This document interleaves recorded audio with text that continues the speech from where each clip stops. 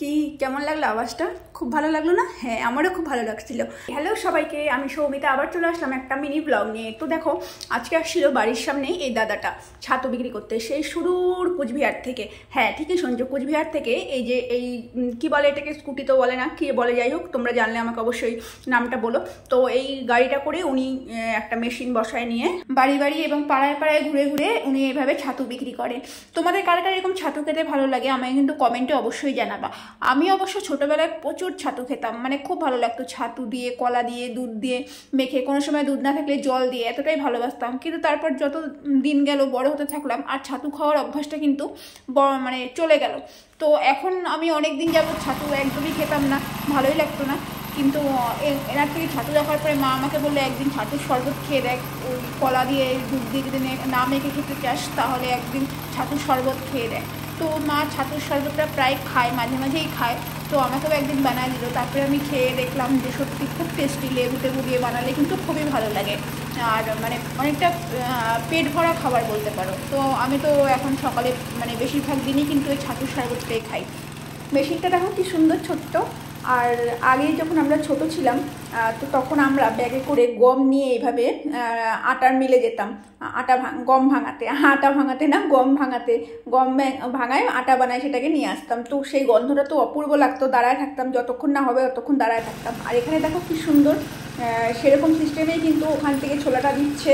আর এই ছোলাটাও না অন্যরকম, আমাদের এরকম লোকাল ছোলার মতো না, কাবলি ছোলার থেকে একটু ছোট। আর আমাদের এই যে লোকাল ছোলাটা পাওয়া যায়, সেই ছোলার থেকে কিন্তু একটু বড় আর একদম সাদা ফটফটা, তার জন্য ছাতুর কালারটাও কিন্তু এত সুন্দর হচ্ছে। আর দেখো এখান থেকে ছোলাটা দিল, আর এদিক থেকে কি সুন্দর গুঁড়াটা বেরোচ্ছে, মানে একদম চোখের সামনে দেখা, কোনো ভেজাল কিছু নাই। এখন তো সব কিছুতেই ভেজাল, তাই না?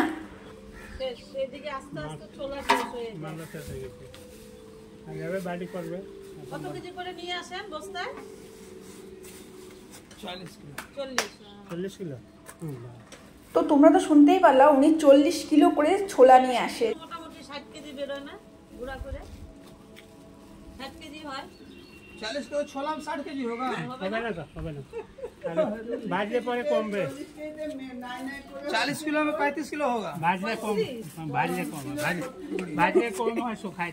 তোমরা দেখতে পারলা এই দাদাটা কি পরিমাণ রেগে গেছে, যেই বলা হয়েছে যে 40 কিলো ছোলাতে 60 কিলো তো ছাতু হয়। তো উনি কিন্তু প্রচণ্ড রেগে গেছে, আর রাগারই ব্যাপার। আমরা এইভাবেই কোশ্চেন করতেছি ওনাকে, সব কিছু জিজ্ঞেস করে নিচ্ছিলাম, কত টাকা করে কেজি ছোলা, কীরকম লাভ হয়, সব কিছু নিয়ে কিন্তু আমরা একদম ঠিকুজি কুষ্টি নিয়ে বসে পড়ছিলাম বের করার জন্য। তো দেখো এখানে সবাই একে একে সবাই টাকা হাতে নিয়ে আমরা দাঁড়াইছিলাম ছাতু নেওয়ার জন্য, একদম রীতিমতো লাইন বলতে পারো।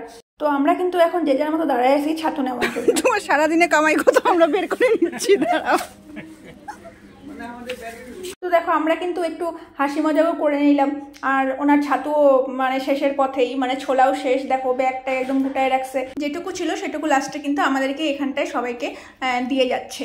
তো দেখো, তাই ভাবি না, মানুষের পেটের তাগিদে কত দূর থেকে কত রকম কাজ করতে আসে। পেট তো চালাতেই হবে, পেট তো আর চুপ করে কারোর জন্য বসে থাকে না। তাই তোমাদের কাছে একটা রিকোয়েস্ট, যদি তোমাদের আশেপাশে বা তোমাদের এলাকায় কখনো ওনাকে দেখতে পাও, তাহলে কিন্তু অবশ্যই ওনার থেকে একটু ছাতু নিয়ে তোমরা দেখতে পারো। আশা করি তোমাদের ওনার ছাতু খেতে খুবই ভালো লাগবে, আর ওনারও একটু সাহায্য হবে, তাই না?